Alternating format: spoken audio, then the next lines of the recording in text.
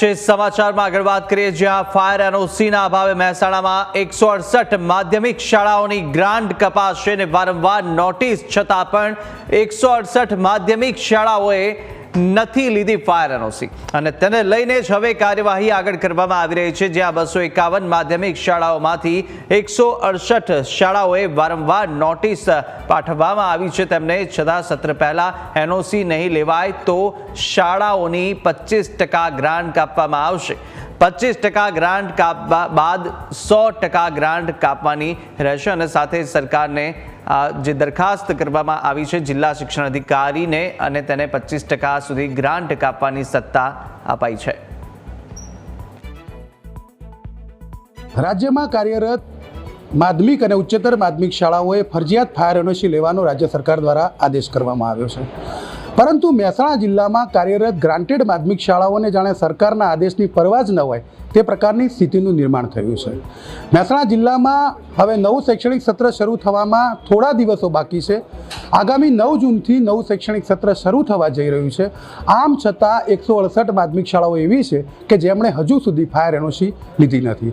જોકે non granted માધ્યમિક શાળાઓમાં 107 શાળાઓ પૈકી માત્ર 7 શાળાઓ જ બાકી છે, એટલે કે નોન ગ્રાન્ટેડ માધ્યમિક શાળાઓએ ફાયર એનઓસી મેળવવાની કાર્યવાહી પૂર્ણ કરી દીધી છે, પરંતુ ગ્રાન્ટેડ માધ્યમિક શાળાઓએ હજુ સુધી ફાયર એનઓસી મેળવી નથી।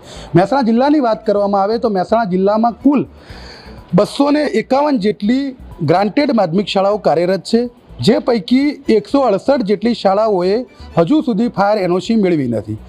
જ્યારે નોન ગ્રાન્ટેડ માધ્યમિક શાળાઓની વાત કરવામાં આવે તો તે શાળાઓની સંખ્યા 107 જેટલી છે, જે પૈકી 100 જેટલી શાળાઓએ ફાયર એનઓસી મેળવી લીધી છે, એટલે કે માત્ર 7 શાળાઓની જ ફાયર એનઓસી બાકી છે।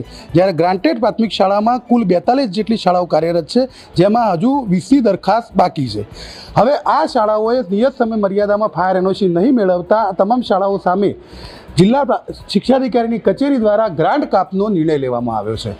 જિલ્લા શિક્ષાધિકારીની કચેરીને જે સરકારના આદેશનું પાલન નહીં કરતી શાળાઓની 10%થી 25% સુધી ગ્રાન્ટ કાપવાની સત્તા છે અને વધુ ગ્રાન્ટ કાપવી હોય તો તેમને રાજ્ય સરકારને દરખાસ્ત કરવી પડે છે।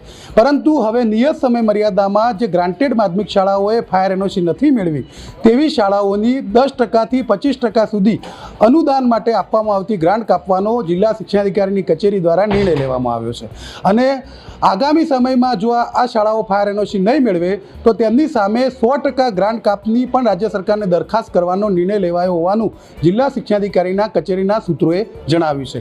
આમ આગામી સમયમાં ફાયર એનઓસી નહીં લેનાર માધ્યમિક શાળાઓ સામે દંડની કાર્યવાહી પણ થઈ શકે છે, તો સાથે સાથે તેમની ગ્રાન્ટ પણ કપાઈ શકે છે। તો કેટલીક શાળાઓમાં કે જે શાળાઓ સરકારના પરિપત્રનું પાલન નથી કરતી તેવી શાળાઓમાં વિદ્યાર્થીઓનું એડમિશન પણ રોકવાની કાર્યવાહી થઈ શકે છે। Kamlesh Raval, news capital, Mehsana.